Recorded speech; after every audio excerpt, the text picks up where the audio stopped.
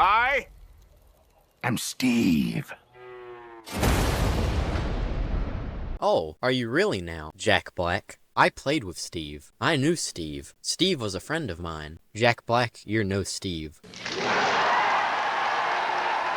That was really uncalled for. I mean, just look at him. Other than the blue shirt, what does this even have in common with Steve? But, setting that aside, let's get into the main point of this video. If you've been on the internet recently, you probably saw the Minecraft movie teaser trailer, and so far most people think that it looks pretty terrible, and yeah, fair enough. So, in today's video, we're gonna take a look back at the history behind this movie. Well, as much of its history that's out there, the movie hasn't even released yet, but to do that, we of course are gonna have to take a look back at the game it's based off of. But before we begin, you know the deal. If you enjoyed this content, a subscription, a like, and maybe even a comment would be greatly appreciated. So the game that we know today as Minecraft was created by one man, Swedish video game developer Marcus Persson, but usually he's referred to as Notch, so that's what I'll be calling him. Now before Minecraft, Notch had plans for another game, and this game's working title was RubyDung, which was inspired by the game Dwarf Fortress, which was a sandbox game where the player builds and maintains a base. And RubyDung was pretty much intended to be just a straight up copy of Dwarf Fortress. But to mix up the gameplay a bit, RubyDung was going to include a first-person mode. But in this first-person mode, Notch considered the graphics to be too pixelated and low quality, so the game was essentially cancelled, and Notch was sent back to the drawing board. Then later, Notch came across another game that gave him inspiration, and this game was named Infiniminer. Notch was a fan of Infiniminer's gameplay, specifically the game's building elements, but found there to be a lack of variation in blocks, and believed a game like Infiniminer that took place in a fantasy setting would make for a great game. So he took some of the art and code from RubyDung and created his new game, and here's a video of what he came up with, which was uploaded on May 13th, 2009. At this point the game was named Cave Game, but then the name Minecraft: The Order of the Stone was suggested to Notch, which was a reference to the webcomic series Order of the Stick. But the Order of the Stone was then dropped from the title and shortened to Minecraft, to make the name more simple and to not make people think it was related to the webcomic. And on May 17th, 2009, the first public version of Minecraft was released. And from 2009 to 2010, Notch would continue to add updates and features to the game. Then on June 30th, 2010, the alpha version of Minecraft was released, to pretty decent success. It was so successful that Notch was able to quit his job to focus on Minecraft's development full time. But Notch couldn't work on the game all by himself, so he created Mojang Studios and hired some people to help him out. Then, on November 18th, 2011, Minecraft came out of beta and was officially released. And by this point, the game had over 10 million registered players. And then, in December of 2011, Notch transferred all creative control from himself to Jeb, who had been an employee of Mojang since 2010.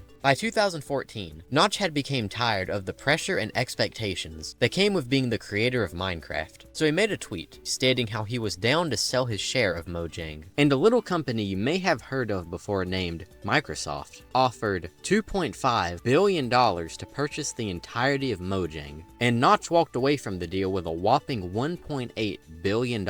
Not too shabby for a game that started out looking like this. And after this, Minecraft continued its rise in popularity and eventually became the #1 best-selling video game of all time by selling over 300 million copies. This was probably helped by the fact that Minecraft is on like every device ever. Mobile, PC, Xbox, PlayStation, Wii U, Nintendo Switch, the 3DS, virtual reality. You can even play it using a friggin' Raspberry Pi. Not that kind. This kind. So that was the history of the game. So now we can take a look at the Minecraft movie. Mojang was first contacted back in 2012 for a possible Minecraft film adaptation by a few smaller Hollywood producers, but Mojang did not go with any of them, stating they were waiting for the right idea to come along. In February of 2014, a few fans of the game did not want to have to wait for an official movie, so they started a Kickstarter to get the funds so that they could make their own movie. But Mojang did not want to give out the Minecraft license to them, so the Kickstarter was shut down. But there was hope for a Minecraft movie, because in the same month, Mojang announced that they were in talks with Warner Brothers to create a Minecraft movie. It was later announced that the movie was going to have a low budget, be directed by Sean Levy, and released sometime in the year 2018. But 2 months after Sean Levy was set to direct the movie, he left. and in July of 2015, he was replaced by Rob McElhenney, who was now going to be the director. Then a bit later, it was revealed that the movie would have a budget of $150 million,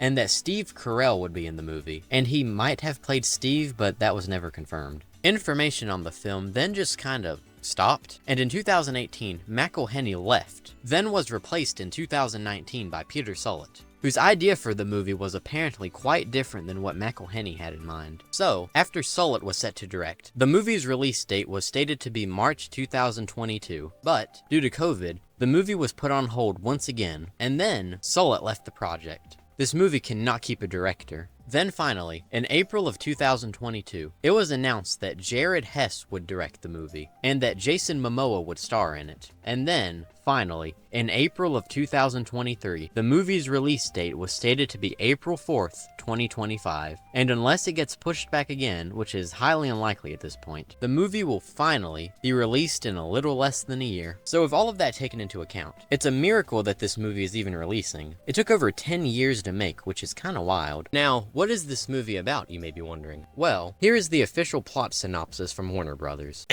Four misfits, Garrett the garbage man Garrison, Henry, Natalie, and Dawn, find themselves struggling with ordinary problems when they are suddenly pulled through a mysterious portal into the Overworld, which is a bizarre cubic wonderland that thrives on imagination. To get back home, they'll have to master this world, and protect it from evil things like piglins and zombies too, while embarking on a magical quest with an unexpected expert crafter, Steve, aka Jack Black. Together, their adventure will challenge all five to be bold and to reconnect with the qualities that make each of them uniquely creative, the very skills they need to thrive back in the real world. And like I said at the beginning of this video, the teaser trailer for the movie released recently, and so far, most of the internet is not on board with this idea. A big complaint people have is Jack Black playing Steve, because, first of all, he looks nothing like Steve, and secondly, Steve is a completely blank character. He does not speak or have a personality, and instead of giving Steve a unique personality, from what's been shown so far, Steve is literally just Jack Black in a blue shirt. Now I know it may sound like I hate Jack Black as Steve, and at the moment, I kind of do, but I will reserve my judgment until after the movie releases. He may end up being a perfect choice for the role, but right now I kind of doubt it. Another common complaint is, why is this movie live action? Whenever an update for Minecraft comes out, we usually get an animated trailer showcasing some of the new features, and a Minecraft movie in this style would look much better than what we're getting. It's just so off-putting seeing real people in this blocky world. If Warner Brothers really wanted to have live action scenes in the movie, all they needed to do was make it so whenever the real people cross over into the Minecraft world, they turn into little Minecraft characters. Like Jack Black voicing Steve might have worked, but Jack Black playing Steve in live action?